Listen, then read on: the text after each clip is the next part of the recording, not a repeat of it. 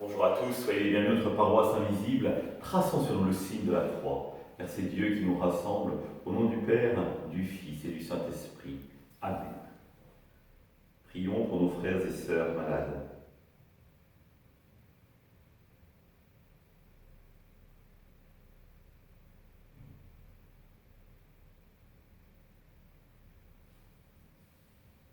Prions pour les soignants et tous ceux qui œuvrent pour le bien commun.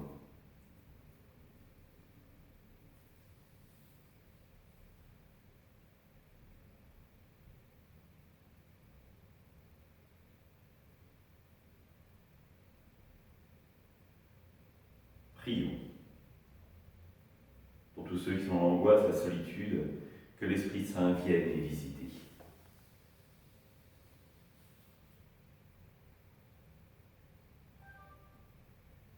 Pour manifester notre communion, je vais maintenant allumer cette bougie au cierge pascal.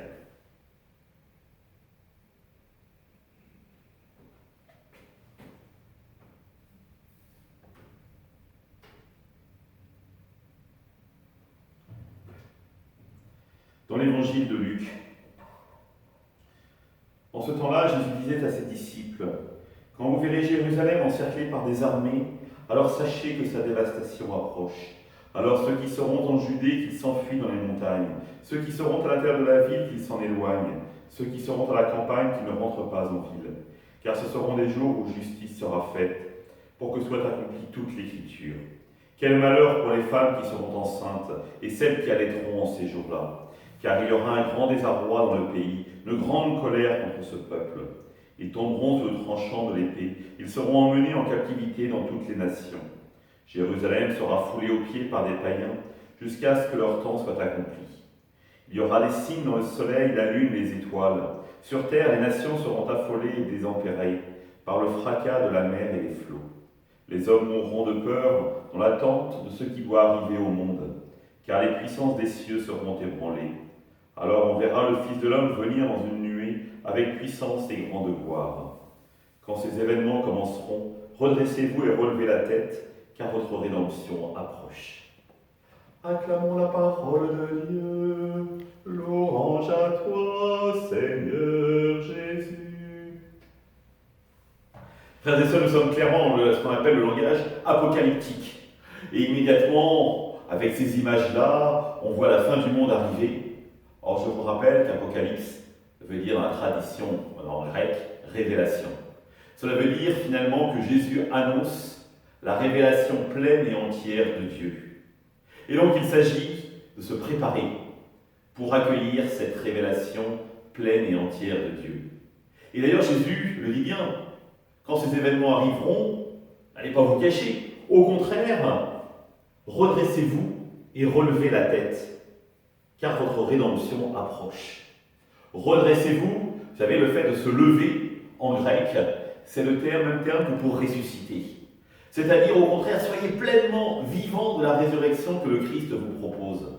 Relever la tête, tout simplement, c'est que le chrétien doit avoir les pieds sur terre et la tête dans les cieux. Et donc, il ne s'agit pas d'un événement dramatique, mais il s'agit au contraire d'un événement qui doit nous combler de joie, la venue de notre Seigneur de manière pleine et définitive. Ce que nous célébrons à Noël, au niveau dans une dimension sacramentelle, la présence Jésus qui vient parmi les hommes, là nous le vivrons pleinement et il se déploiera complètement ce mystère. Et donc, considérons-nous que c'est un événement joyeux. Sommes-nous dans la joie en attente de cet événement? Et je crois qu'il est fondamental dans cette période de l'avoir chevillé au corps et au cœur. Parce que cela nous offre une espérance incroyable. Là où tout le monde crie désolation, nous, les chrétiens, nous devons crier espérance. Là où les autres crient peur, nous, les chrétiens, nous devons crier amour. Oui, notre Seigneur vient, il nous l'a promis.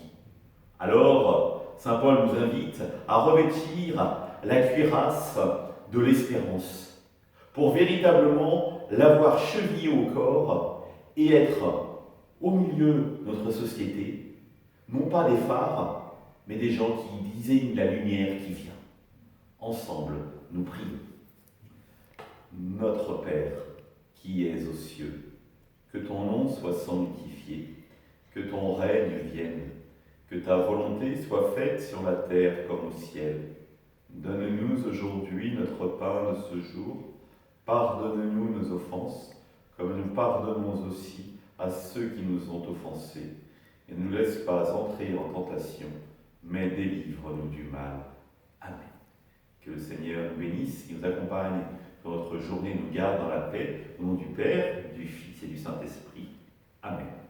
D'abord, une bonne nouvelle, le petit Nilan, pour lequel nous avons prié, donc, qui était né avec des difficultés, vient de sortir de l'hôpital. Donc la famille vous remercie de ses prières. Deuxième bonne nouvelle, on va pouvoir célébrer la messe ce week-end. Les modalités sont encore un peu trop tôt pour vous en parler, mais soyez sûrs qu'elle sera célébrée sur la paroisse ce week-end. Je vous donnerai plus d'informations demain. À demain!